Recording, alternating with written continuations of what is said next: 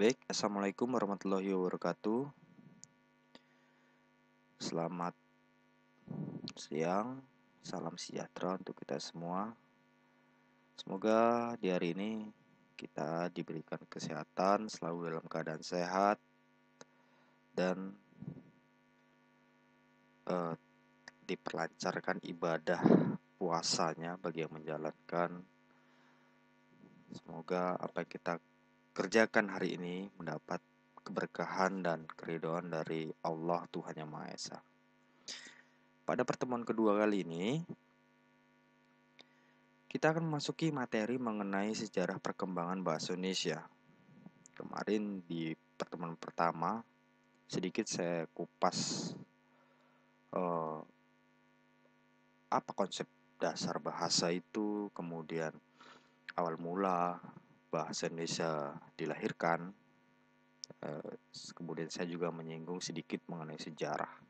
Nah, pada pertemuan kali ini, saya akan kita akan mempelajari lebih dalam lagi mengenai sejarah perkembangan bahasa Indonesia di Republik ini hingga sampai mengalami beberapa perubahan ejaan, bahkan beberapa perumusan dalam memberlakukannya atau menetapkan bahasa Melayu sebagai dasarnya bahasa Indonesia. Baik, dari sejarah awal perkembangannya, tidak terlepas dari awal perkembangan bahasa Indonesia ini, kita tarik sedikit benang merah sejarah awalnya. Ada beberapa yang saya sebutkan ini pendiri bangsa, bapak pendiri bangsa, yang sekaligus juga sebagai perumus dasar mengapa terpilihnya bahasa Melayu sebagai bahasa Indonesia. Tokoh-tokoh kebangsaan seperti Ki Hajar Dewantara, Muhammad Tabrani, Sumanang, Suwarjo Cokro Sisworo, Sultan Takdir Ali Syahbana atau STA, Purbacaraka, Sanusi Pane dan Amrin Pane, serta perintis-perintis kemerdekaan lainnya yang begitu banyak. Ini hanya beberapa saja yang saya sebutkan. Dari tokoh pendidikan Ki Hajar Dewantara, kemudian tokoh pers atau wartawan Muhammad Tabrani, kemudian ada Suwarjo Cokro Sisworo, ini yang satu angkatan juga dengan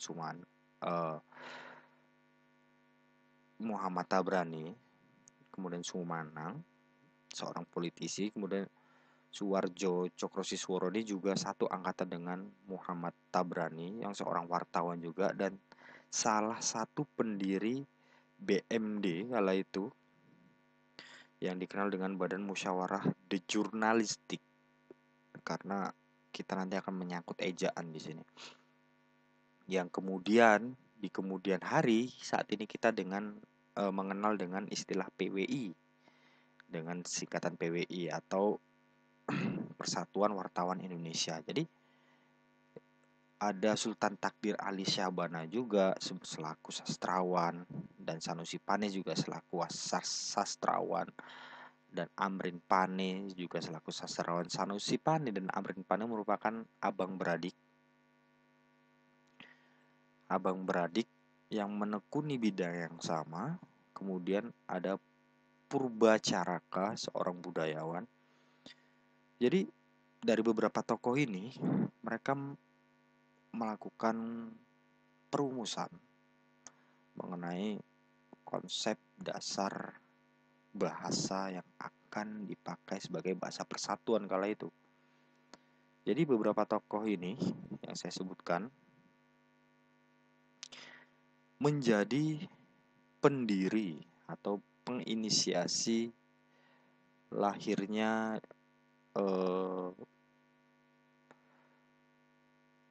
Sumpah Pemuda nantinya, yang sebelumnya ada beberapa pertemuan-pertemuan yang mereka buat untuk merumuskan hal ini jauh sebelum Republik ini merdeka. Ada juga campur tangan Belanda di sini pada era masa Gubernur Jenderal Rohusen yang menjadikan bahasa Melayu sebagai bahasa pengantar di sekolah Melayu. Alasan politis dari Gubernur Jenderal Rohusen mengapa bahasa Melayu menjadi bahasa pengantar di sekolah-sekolah Melayu kala itu. Yang pertama, menghemat pengeluaran yang tadinya harus mendatangkan langsung ahli atau tenaga kerja bagi VOC kala itu langsung didatangkan dari Belanda, yang tentunya juga menghabiskan estimasi biaya yang tidak sedikit kala itu. Makanya kebijakan dari Gubernur Jenderal Rohusen ini menjadikan bahasa Melayu sebagai bahasa pengantar di sekolah Melayu supaya mendapatkan tenaga kerja untuk membangun perusahaan dari kerajaan Belanda VOC kala itu dengan biaya yang lebih murah lagi. Jadi secara politis kebijakan Gubernur Jenderal Rohusen ini mempengaruhi perkembangan bahasa Melayu di kala itu, sehingga bahasa Melayu jauh lebih dikenal di masyarakat kalangan kelas atas, karena pada masa itu hanya kalangan kelas atas saja yang bisa mengenyam pendidikan di sekolah-sekolah Belanda.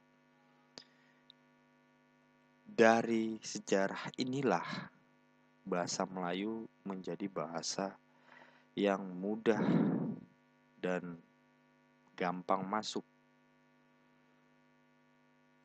ke sekolah-sekolah, kemudian menyebar ke masyarakat luas. Jadi kebijakan dari Gubernur Jenderal Rohusen ini menjadikan bahasa Melayu menjadi eksis kembali, sehingga kala itu bahasa Melayu menjadi, walaupun masih menjadi bahasa pendamping, yang tentunya bahasa utama yang digunakan tetap menggunakan bahasa Belanda, tetapi secara perlahan-lahan tetap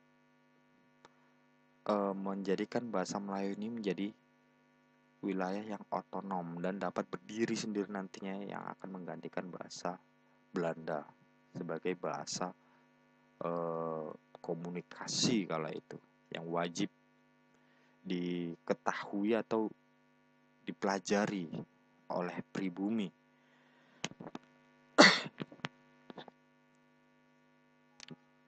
Kemudian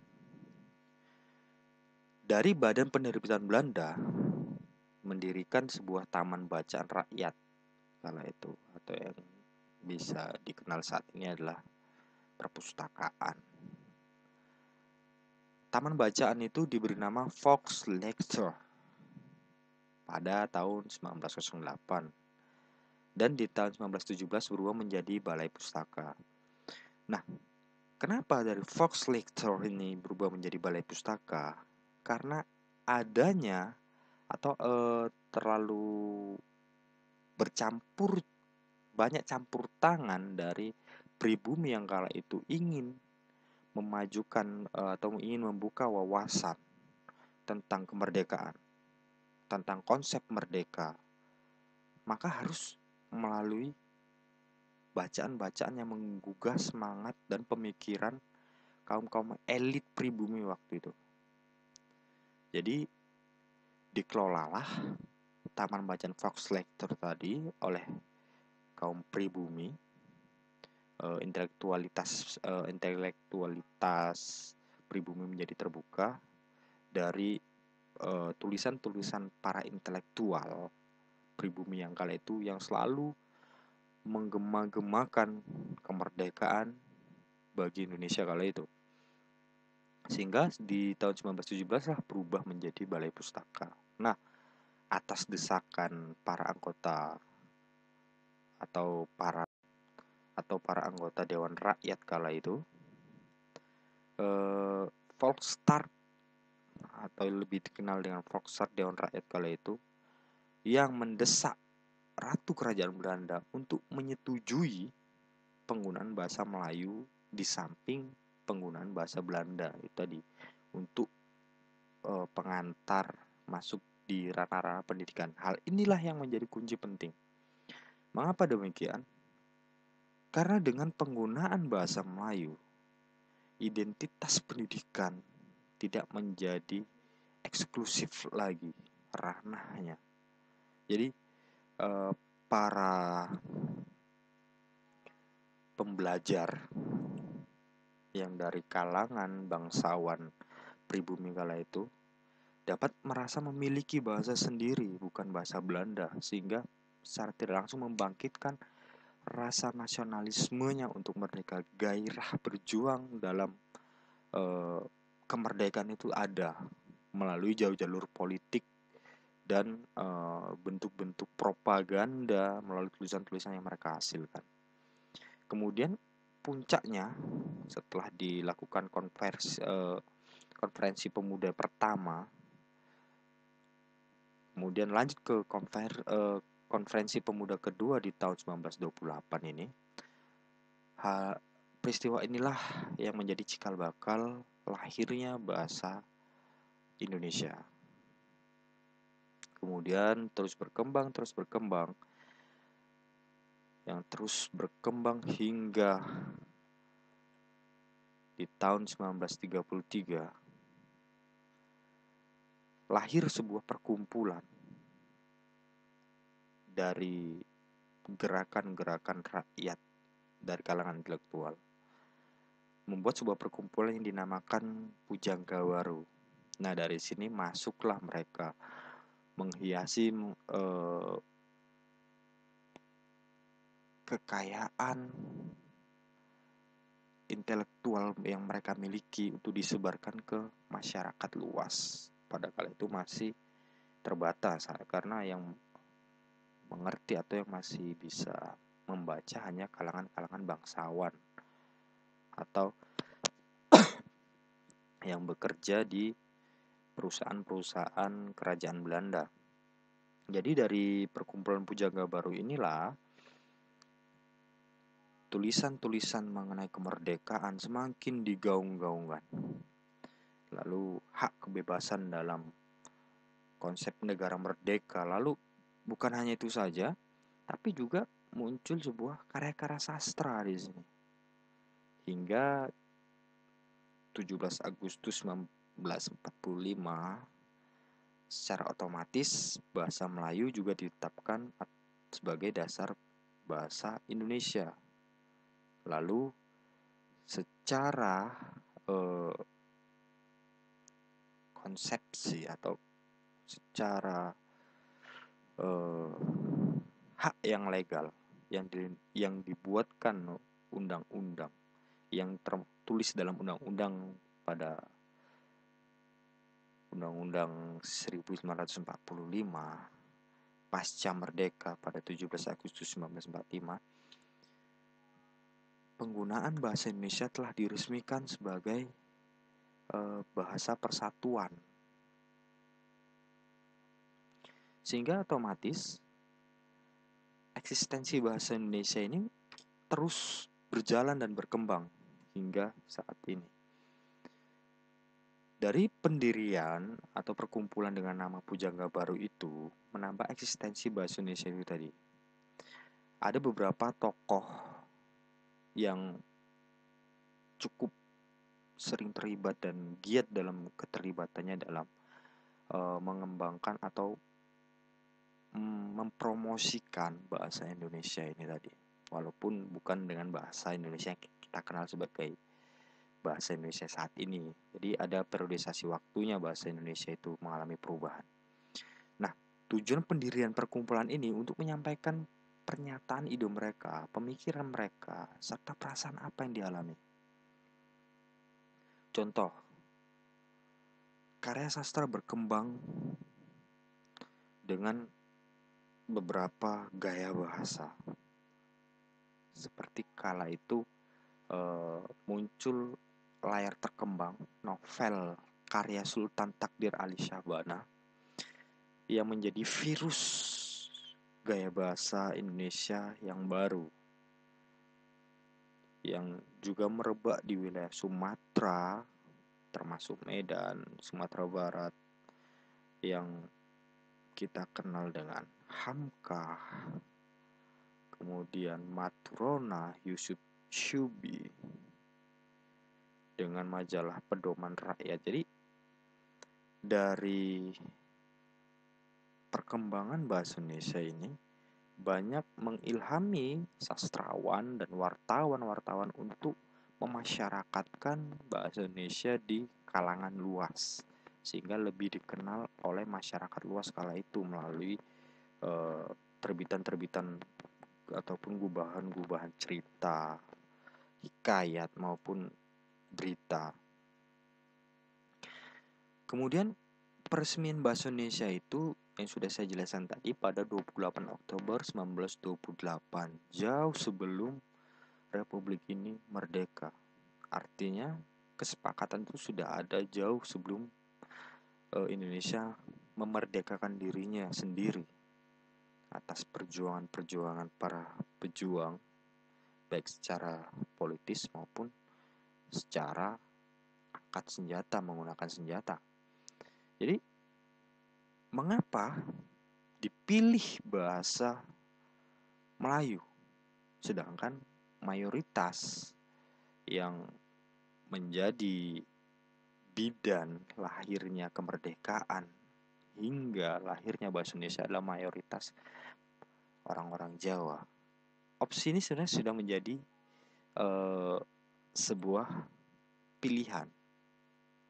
Jadi ada dua pilihan opsional kala itu sebagai dasarnya bahasa Indonesia. Bahasa apa yang akan diambil?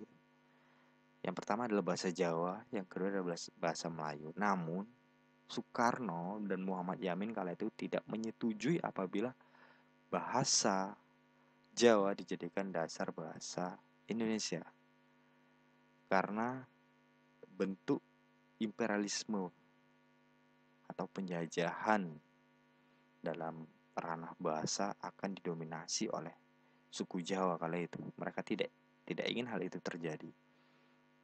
Maka mereka sepakat dipilihlah bahasa Melayu sebagai dasar bahasa Indonesia.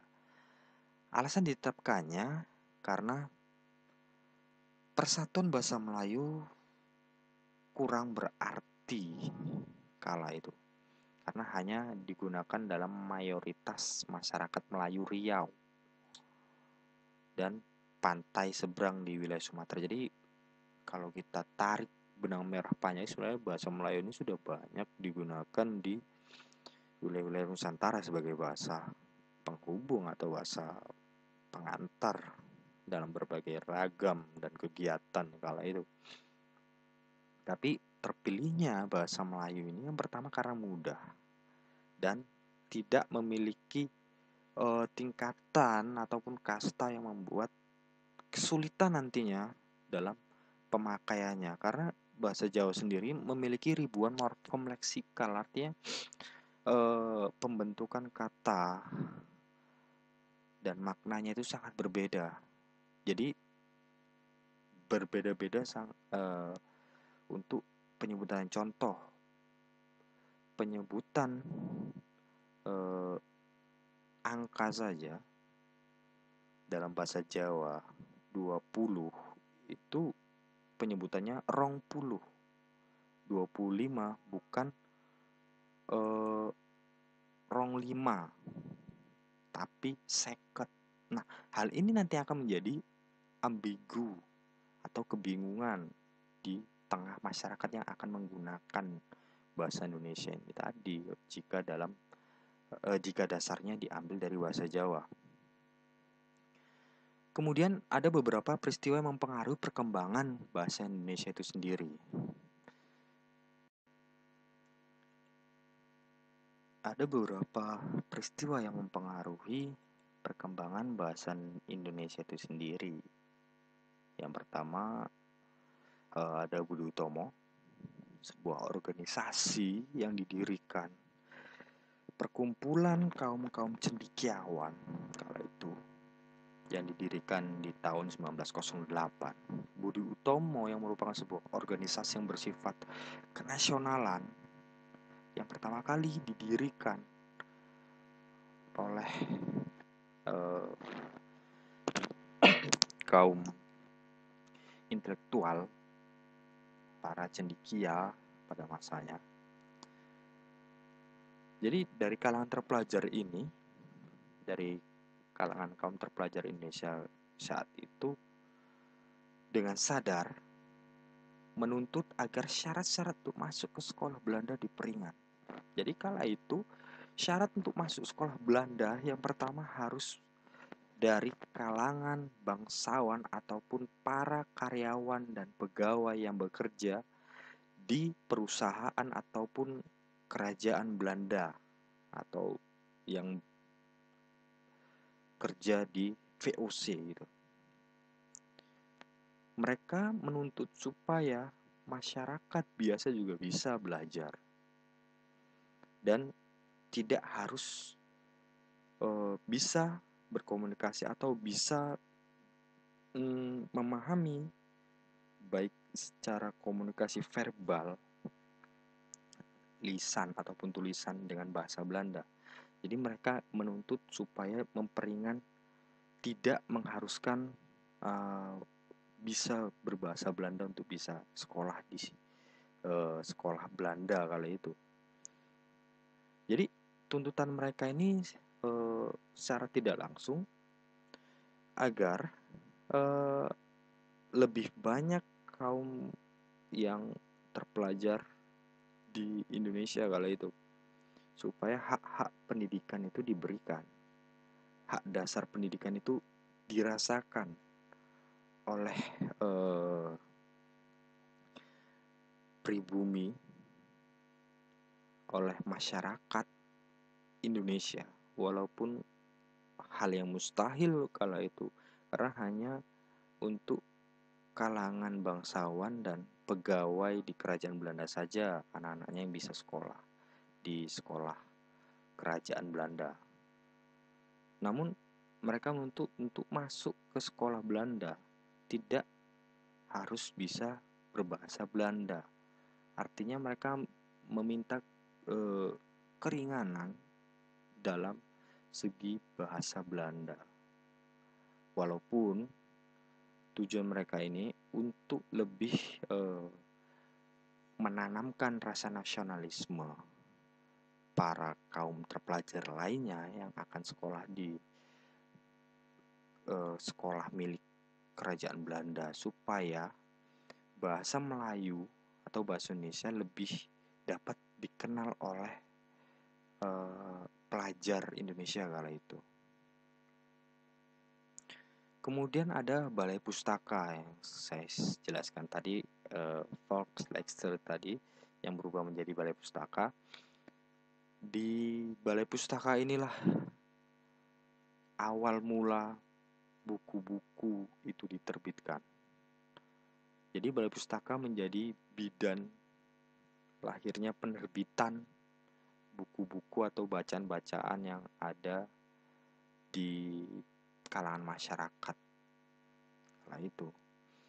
Jadi balai pustaka ini menerbitkan majalah, buku-buku bacaan, gubahan-gubahan syair ataupun hikayat-hikayat yang dituliskan maupun bentuk pemikiran, konsep-konsep ide, supaya bisa dimasukkan ke dalam kepala-kepala pemuda yang belajar di sekolah Belanda kala itu, sekolah milik kerajaan Belanda kala itu. Jadi tujuan utamanya memberikan kesempatan kepada pengarang-pengarang bangsa Indonesia untuk menulis cerita ciptaannya dalam bahasa Melayu. Supaya apa? Supaya memperkenalkan bahasa Melayu ini agar lebih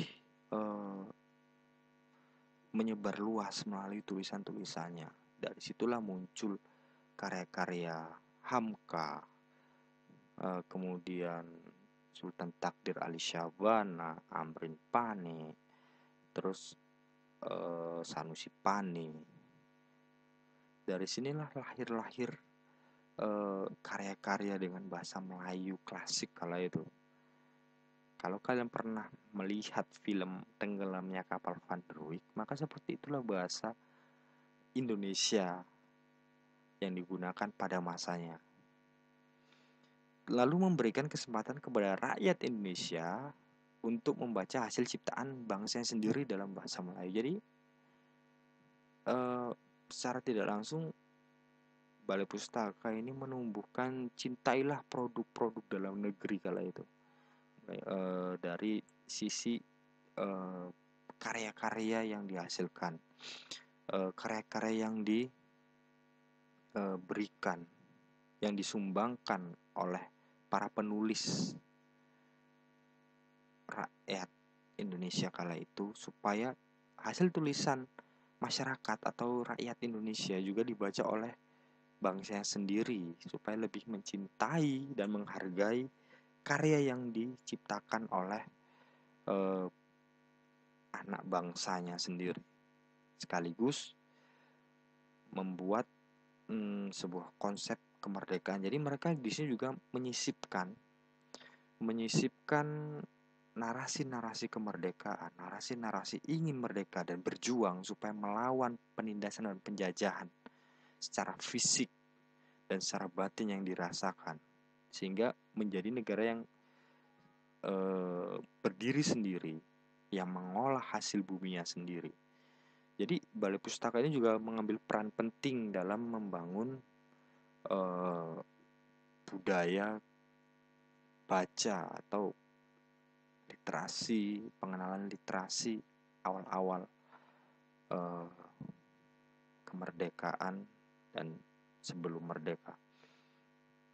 Lalu menciptakan hubungan antara sastrawan dengan masyarakat, sebab melalui karangannya sastra melukiskan hal-hal yang dialami oleh bangsanya yang menjadi cita-cita bangsanya. Jadi sastrawan kala itu lebih mengkaitkan atau lebih mengeratkan pada perjuangan untuk merdeka. Karya-karya mereka lebih banyak mengarah ke sana ketimbang cinta. Mungkin cinta menjadi bumbu-bumbu saja dalam karya mereka. Kalau kita melihat karya tentang layar terkembang ataupun Siti Nurbaya, itu lebih menekankan kepada bentuk perjuangan untuk melawan penjajahan, walaupun terdapat bumbu-bumbu percintaan di dalamnya. Lalu Balai Pustaka juga memperkaya dan memperbaiki bahasa Melayu, sebab di antara syarat-syarat yang harus dipenuhi oleh karangannya akan dipublish nanti atau diterbitkan di Balai Pustaka ialah harus tulisan Melayu yang bersusun baik dan terpelihara. Artinya secara tidak langsung Balai Pustaka juga memperkaya kosakata dengan melakukan berbagai macam perbaikan dengan pengajaran sistematika bahasa yang baik secara gramatikalnya, agar bahasa Indonesia ini lebih tertata, lebih menarik untuk dibaca dan diterbitkan sesuai dengan ejaan yang digunakan kala itu. Jadi ejaan kala itu yang digunakan adalah ejaan Van Ophusen atau ejaan Ophusen. Lalu ada Sarekat Islam. Nah, Sarekat Islam ini berdiri di tahun 1912. Awal mula partai ini bergerak di bidang perdagangan, namun bergerak juga di bidang sosial dan politik juga. Jadi tidak hanya di bidang perdagangan saja, namun lambat laun Sarekat Islam ini juga masuk ke dalam bidang sosial dan bidang politik. Sejak awal mula berdirinya Sarekat Islam ini yang sifatnya non-kooperatif dengan pemerintah Belanda, artinya tidak bekerja sama dengan dengan pemerintahan Belanda dalam sisi politik.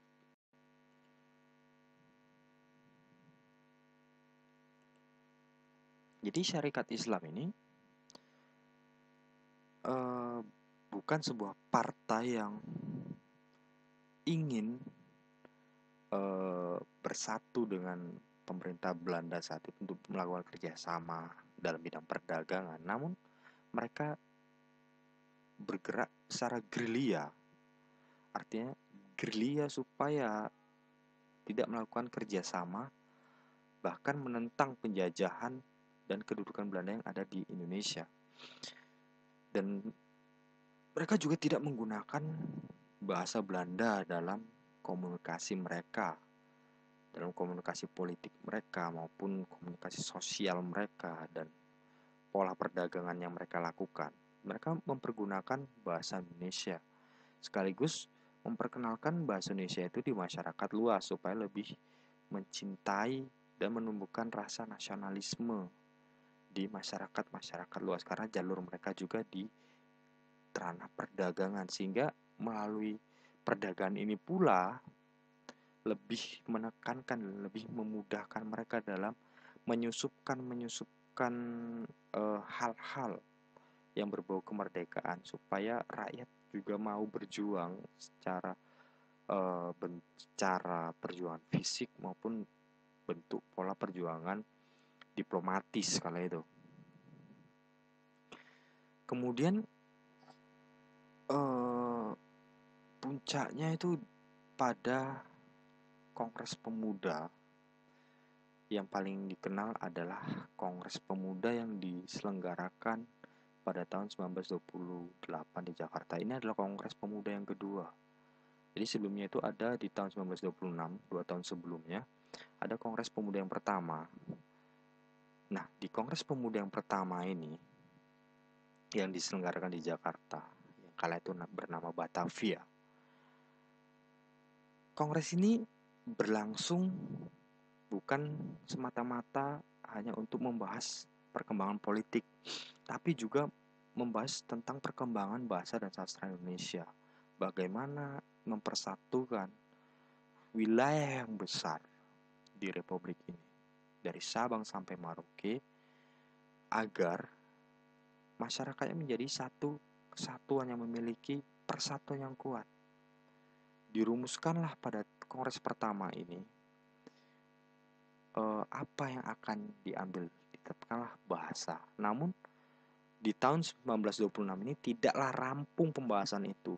2 tahun kemudian di tahun 1928 menghasilkan sebuah konsep, pemikiran, dan kesepakatan bahwa bahasa persatuan negara ini adalah bahasa Indonesia, dengan dasar bahasanya itu adalah bahasa Melayu.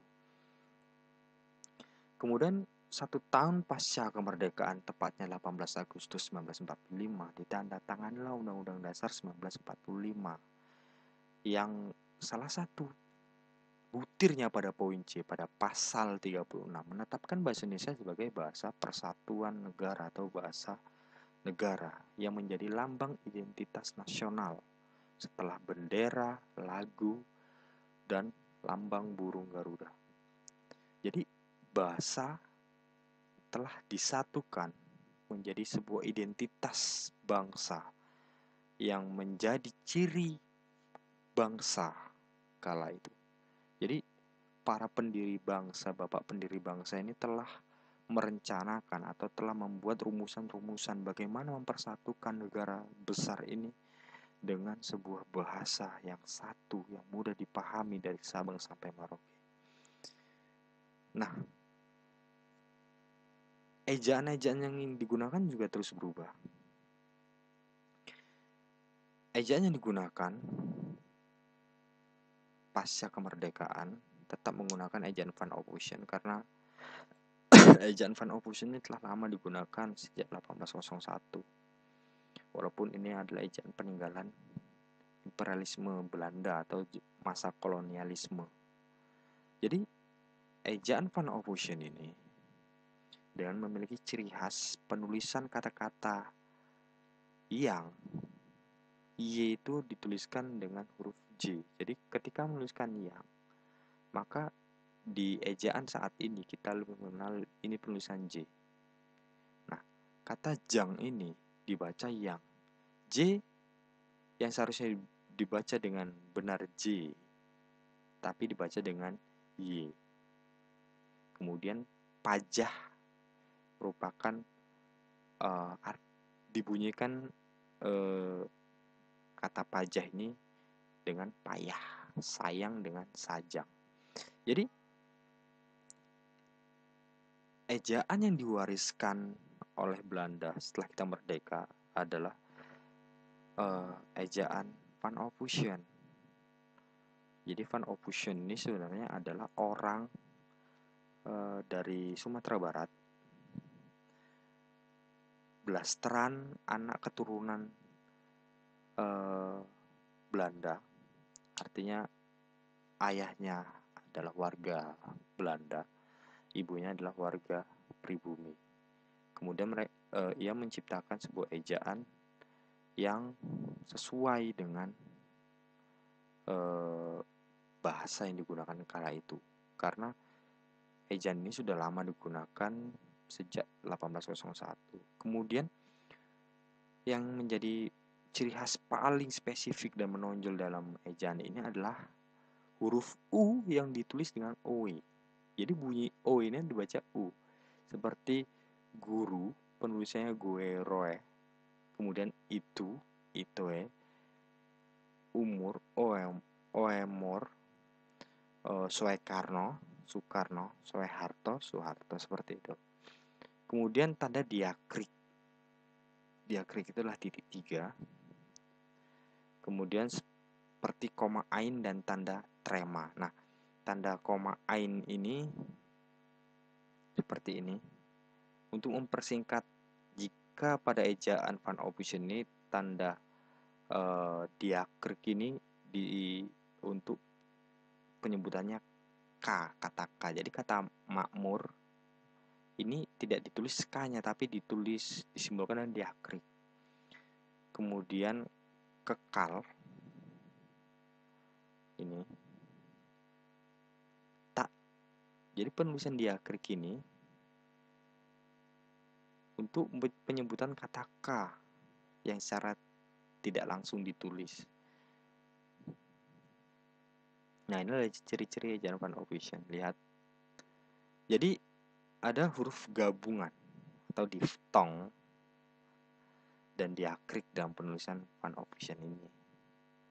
Jadi ada J, OE,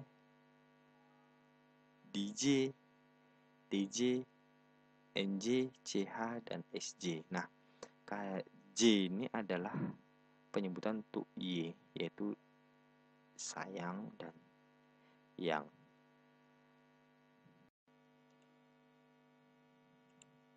Nah, selanjutnya adalah diftong OE atau U. Diftong U ini penulisan OE dibaca U pada penulisan bunyi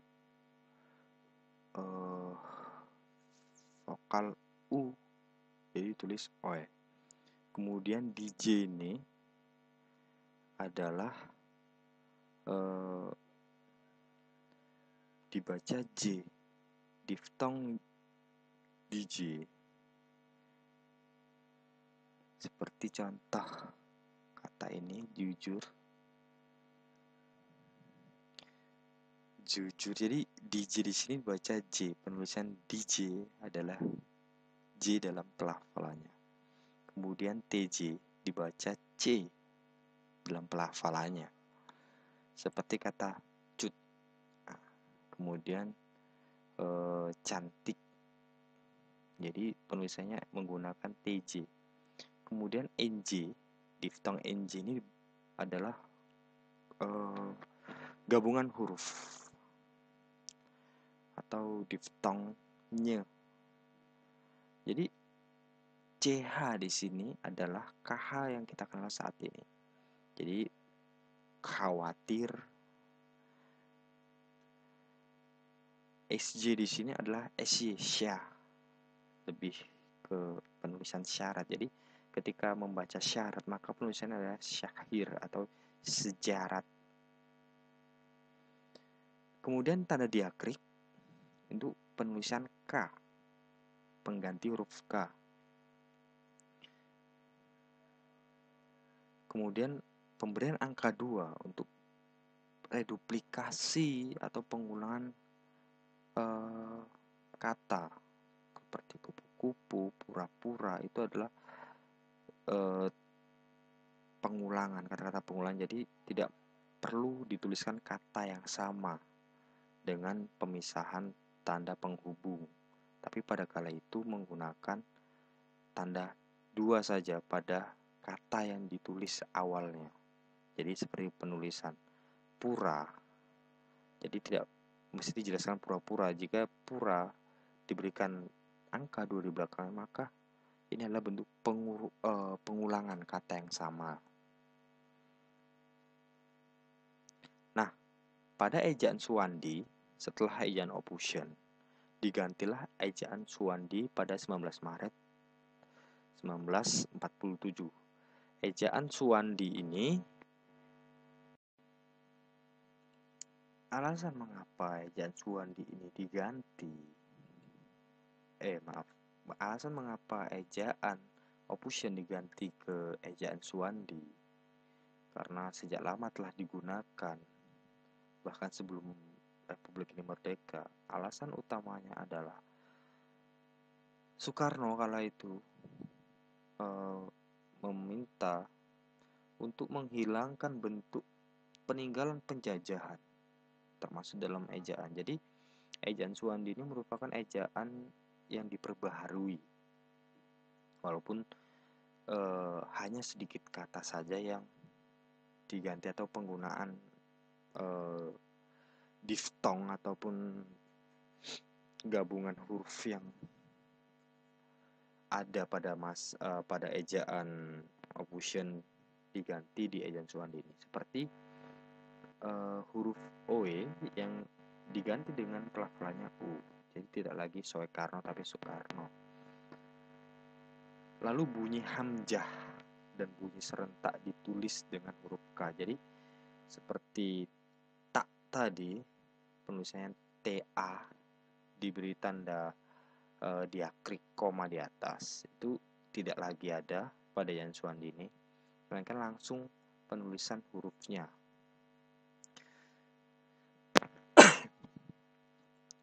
Seperti ini.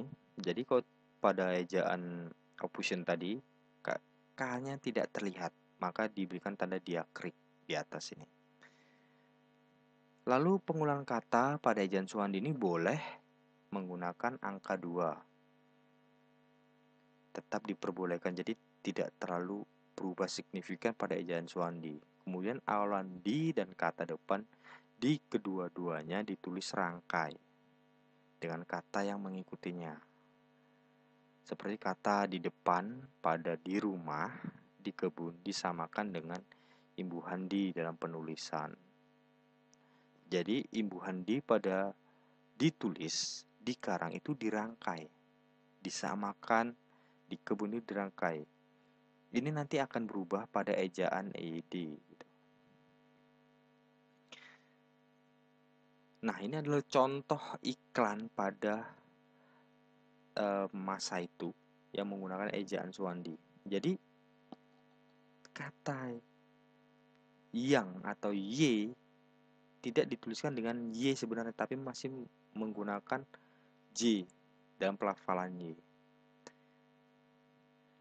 Seperti DJ yang dibaca J jam, untuk kata jam menggunakan huruf D dan J. Jadi ejaan Suwandi ini tidak banyak melakukan gubahan atau perubahan yang besar dari ejaan Ophusen sebelumnya, hanya beberapa saja. Lalu setelah ejaan Suwandi muncullah ejaan pembaharuan. Nah, di Kongres Bahasa Indonesia yang kedua yang diadakan di Medan kala itu pada tahun 1954, Profesor Muhammad Yamin menyarankan agar ejaan Suwandi disempurnakan.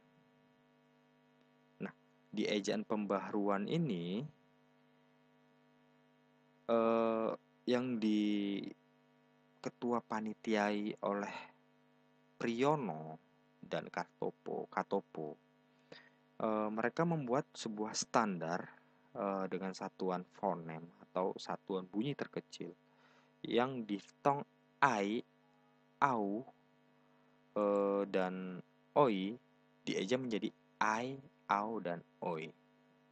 Nah, selain itu, tanda hubung juga tidak digunakan dalam kata berulang yang memiliki makna tunggal seperti kupu-kupu. Jadi dirangkai begitu, tidak ada tanda penghubung lagi. Ataupun penulisan angka 2 di belakangnya. Namun secara tidak langsung ejaan ini tidak pernah diresmikan dan tidak pernah masuk ke dalam undang-undang. Alasannya karena banyak terjadi konfrontasi-konfrontasi pada waktu itu, sehingga ejaan pembaharuan ini tidak jadi diresmikan karena masih terbiasa, masyarakat kala itu masih terbiasa dengan ejaan Suwandi. Di Kongres Bahasa yang pertama itu diadakan pula di tahun 1938 di Sulu. Jadi Kongres Bahasa kedua ini diadakan di Medan. Jadi pada Kongres Bahasa yang pertama itu mereka peserta Kongres masih memutuskan mengenai buku-buku dengan tata bahasa yang dianggap tidak dapat memuaskan lagi dan tidak sesuai dengan perkembangan bahasa Indonesia. Jadi itulah mengapa disusun ejaan Suwandi.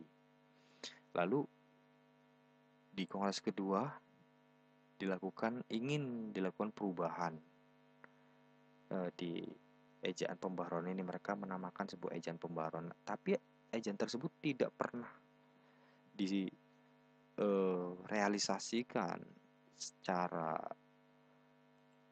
hukum atau secara absah undang-undang, tidak pernah terjadi. Jadi dari ejaan pembaharuan ini di tahun 1959 dari sidang perutusan Indonesia dan Melayu kala itu yang diwakilkan oleh Slamet Mulyana dan Syekh Nasir bin Ismail sebagai ketua dari kedua belah pihak antara Indonesia dan Malaysia kala itu, menghasilkan konsep ejaan bersama, kemudian dikenal dengan ejaan Melindo. Ini sebenarnya masih terusan dari ejaan pembaharuan tadi menjadi ejaan Melindo. Namun hal yang sama terjadi karena situasi perkembangan politik saat itu, karena konfrontasi Malaysia dan Indonesia dengan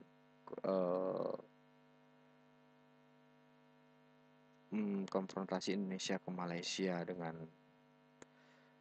semboyan ganyang Malaysia, ejaan ini tidak pernah terrealisasikan karena masalah gejolak politik kedua belah pihak atau kedua belah negara. Jadi karena situasi yang memanas selama bertahun-tahun, jadi ejaan itu pun tidak pernah diresmikan menjadi sebuah ejaan yang baku dipakai pada kala itu. Jadi ejaan Melindo ini stagnan, tidak pernah diresmikan.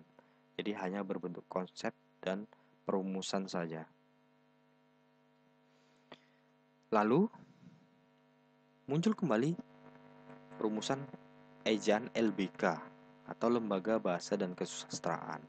Ejaan ini masih sama dari kelanjutan dari ejaan Melindo yang tidak jadi diresmikan kemarin, yang panitianya juga sama, yang masih dari kedua belah pihak negara antara Indonesia dan Malaysia, yang dibentuk pada tahun 1967. Isinya juga tidak jauh berbeda dan konsep yang ada dalam ejaan itu juga tidak jauh berbeda pula dengan ejaan Melindo dan pembaharuan yang dirancang sebelumnya. Hal yang paling mendasar terletak pada kaidah atau tata aturannya saja. Jadi di ejaan LBK ini kita mengenal dengan huruf-huruf vokal I, U, E, O, dan A. Jadi dalam ejaan ini istilah-istilah asing juga mulai diserap menjadi kosakata bahasa Indonesia, seperti ekstra menjadi ekstra dalam proses transliterasi, di mana ejaan asing diserap ke dalam ejaan bahasa Indonesia tapi disesuaikan dengan alfabet ataupun bunyi huruf vokal yang dilafalkan oleh masyarakat Indonesia. Kemudian kita memasuki ejaan EYD. Nah, ejaan EYD ini diresmikan tanggal 16 Agustus 1972. Jadi 1 hari sebelum ulang tahun Indonesia, kado diberikan kepada masyarakat dengan perubahan ejaan yang baru, yaitu menggunakan ejaan EYD. Ejaan EYD digunakan sudah lama, dari 1972, berhenti dan diganti dengan PUEBI pada tahun 2015. Alasan mengapa EYD diganti ke PUEBI sesuai dengan Permendikbud, Peraturan Menteri Pendidikan dan Budaya Republik Indonesia Nomor 50 Tahun 2015 tentang pedoman ejaan bahasa Indonesia. Nah, poin-poin mengapa ejaan EYD diganti ke dalam ejaan bahasa Indonesia antara lain dilatar belakangi adanya kemajuan dalam berbagai ilmu. Yang saya jelaskan pada pertemuan pertama, bidang bahasa memiliki wilayah otonominya sendiri. Jadi karena ada kemajuan dari segi teknologi, ilmu, dan pengetahuan, maka bahasa juga harus berubah, ikut berubah, beradaptasi, menyesuaikan diri dengan perubahan tersebut. Kemudian menetapkan fungsi bahasa Indonesia. Nah, fungsi yang ditetapkan, hal-hal yang menjadi perbedaan mendasar antara EYD dan PUEBI, yaitu penambahan huruf vokal EI atau E dalam EYD yang awalnya itu hanya ada 3, tapi ditambah menjadi EI menjadi 4. Jadi diftong pada EYD yang awalnya 3 tidak digantikan, tetapi ditambahkan diftong E. Lalu penulisan huruf kapital pada EYD digunakan pada penulisan nama orang yang tidak termasuk julukan. Tapi pada PUEBI huruf kapital itu digunakan pada unsur nama orang termasuk nama julukannya, seperti si pendek, si unyil. Jadi S-nya itu adalah kapital, unyilnya U-nya itu juga kapital. Itu pada PUEBI. Kalau pada EYD tidak. Si S-nya itu huruf kecil, tidak ditulis kapital, hanya unyilnya U-nya itu saja yang ditulis kapital. Kemudian pada PUEBI huruf tebal dipakai untuk menegaskan bagian tulisan yang sudah ditulis miring. Jadi huruf tebal untuk mempertegas sebuah kata dicetak miring dan tebal. Kemudian pada PUEBI partikel pun tetap ditulis terpisah kecuali mengikuti unsur kata penghubung, maka ditulis serangkai, seperti kapanpun, apapun itu ditulis serangkai. Lalu penulisan bilangan pada PUEBI, bilangan yang digunakan sebagai unsur nama geografis ditulis dengan huruf.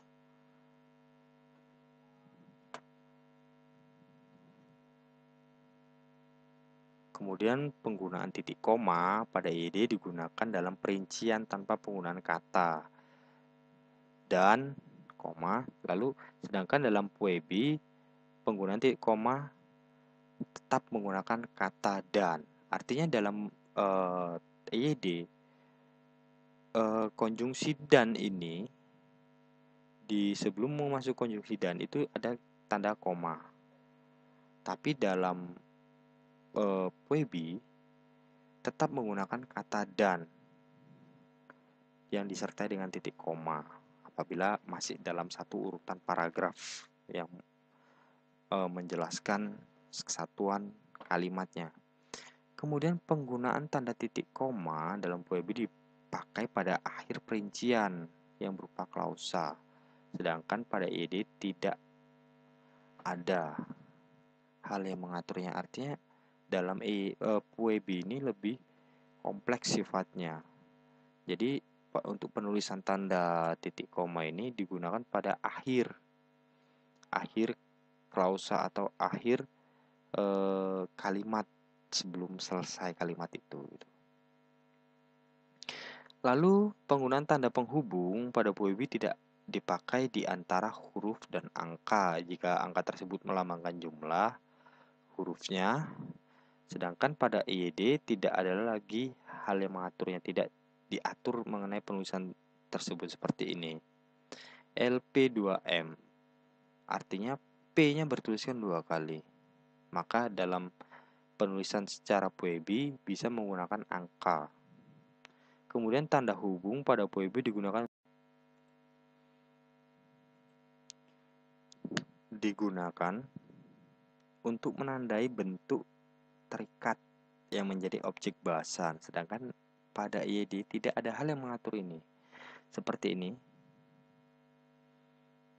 Penulisan tanda penghubung pasca, penulisan pasca sarjana atau pada sirkulasi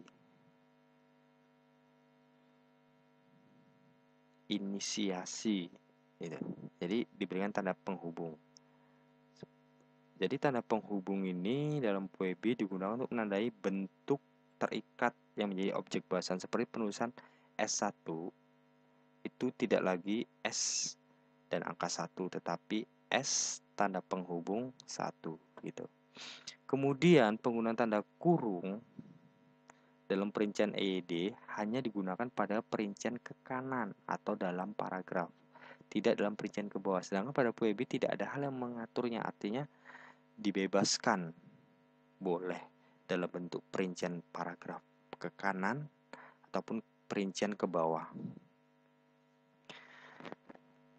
Lalu penggunaan tanda elipsis titik 3 dalam EYD dipakai dalam kalimat yang terputus-putus, sedangkan dalam PUEB tanda elipsis ini digunakan untuk menulis ujaran yang tidak selesai dalam dialog atau hanya pengutipan yang tidak semua dikutip begitu. Jadi misal ada sebuah konsep pengutipan yang panjang, pendapat yang panjang, kalian hanya mengutip pendapat tengahnya saja, maka diberikan tanda elipsis seperti ini, baru masukkan kalimatnya kalian kutip dalam kutipan itu tadi. Nah, sekian tentang penjelasan mengenai sejarah dan ejaan yang digunakan pada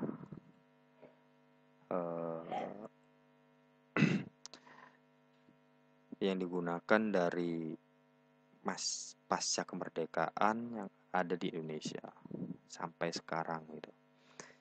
Jika ada yang ingin ditanyakan, silakan, boleh kalian rekam dalam bentuk voice note ke dalam grup ini ataupun bentuk tulisan. Jika ada hal-hal yang ingin ditanyakan, silakan, saya persilahkan. Hal ini akan menjadi nilai tambah keaktifan kalian dalam perkuliahan ini. Silakan bagi yang ingin bertanya mengenai materi sejarah perkembangan bahasa Indonesia, mulai dari kilas balik sejarahnya hingga ejaannya. Tetap patuhi protokol kesehatan, jaga kesehatan diri kalian, keluarga, dan orang di sekitar yang kita cintai. Saya akhiri, wabillahi taufiq wal hidayah. Assalamualaikum warahmatullahi wabarakatuh. Selamat siang.